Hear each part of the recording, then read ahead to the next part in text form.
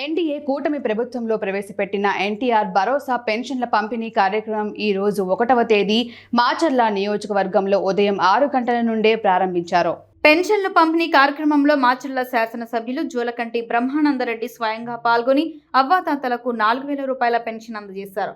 మాచర్ల పట్టణంలో municipal commissioner ఆధ్వర్యంలో 16 సచివాలయ పరిధిలో 4 పర్యవేక్షణ అధికారులను నియమించి సచివాలయ సిబ్బంది సహాయంతో ప్రతి నెల 1వ తేదీ రోజు పెన్షన్ల పంపిణీ పూర్తి చేసేలా చర్యలు తీసుకుందామన్నారు. ఈ సందర్భంగా ఎమ్మెల్యే బ్రహ్మానందరెడ్డి విలేకరులతో మాట్లాడుతూ కూటమి ప్రభుత్వం ఏర్పడిన మొదటి నెలలోనే ఇచ్చిన హామీని అమలు చేస్తూ పెన్షన్ 7,000 రూపాయలు అందించడం జరిగింది. వరుసగా 2వ నెల కూడా 1వ తేదీ రోజే 4,000 రూపాయల పెన్షన్ ఇస్తున్నామని అన్నారు. ఎన్డీఏ కూటమి ప్రభుత్వం అవ్వాతాతల కోసం పోయిన నెల మొదటి తారీఖున 7,000 రూపాయలు పంపిణీ చేయడం జరిగింది. అన్నమాట ప్రకారం మొదటి తారీఖున మరి అవ్వాతాతలందరికీ కూడా పెన్షన్లు అందించే కార్యక్రమంలో భాగంగా ఈరోజు కూడా మొదటి తారీఖునే చేసింది. ఫస్ట్ తారీఖు అనేది ఉద్యోగస్తులకు కానీ ముఖ్యంగా ముందుగా అవ్వాతాతలందరికీ కూడా పెన్షన్ అందించాలనేది లక్ష్యంగా మరి పార్టీ పనిచేస్తూ ఉంది. మరి ఒక్కసారిగా 1,000 రూపాయలు అవ్వాతాతలకి అందించి వృద్ధుల్ని ఆదుకునే ప్రయత్నం ఎన్డీఏ ప్రభుత్వం చేస్తూ ఉంది.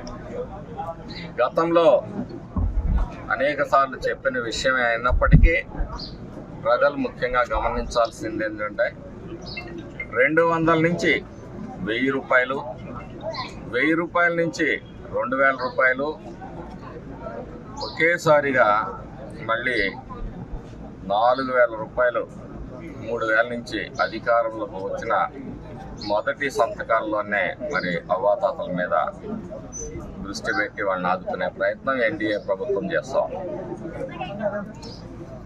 ఈరోజు పాలకులు మాట్లాడుతూ ఉన్నారు, ప్రతిపక్ష వాళ్ళు మాట్లాడుతూ ఉన్నారు.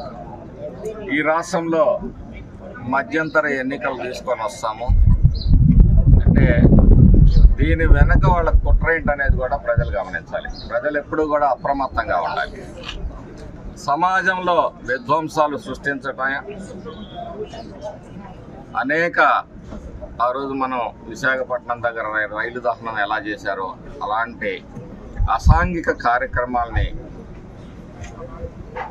వాళ్ళు ఫండింగ్ చేయటం ద్వారా ప్రోత్సహించాలనే ఒక ఆలోచనతో ఉన్నట్టుగా ఇంటెలిజెన్స్ వర్గాలు కూడా గుర్తిస్తున్నాయి. కాబట్టి మేము ఒకటే చెప్తున్నాం, అరాచక శక్తుల్ని కఠినంగా అణిచివేస్తామనే విషయం ఆ రోజు చెప్పాం, ఈ రోజు చెప్పాం. ఇదే సందర్భంలో తెలుగుదేశం పార్టీ కేడర్కి కూడా చెప్తా ఉన్నాం, సంయమనంతో వ్యవహరించండి, చట్టంతో ఏ పని చేయాలని చేపిస్తామో, ఎక్కడా కూడా ప్రభుత్వానికి చెడ్డ పేరు చేసుకొచ్చే కార్యక్రమాలు చేయొద్దు. మీకు ఇబ్బందులు జరిగితే మా దృష్టికి తీసుకురండి, తగిన విధంగా మేము చర్యలు తీసుకుంటాం తప్పితే సమాజాన్ని అల్లకల్లోలం చేయాలి అనే వైసీపీ నాయకుల ఆలోచనకి మీరు మద్దతు ఇచ్చే విధంగా వ్యవహరించొద్దని చెప్పి తెలియజేస్తూ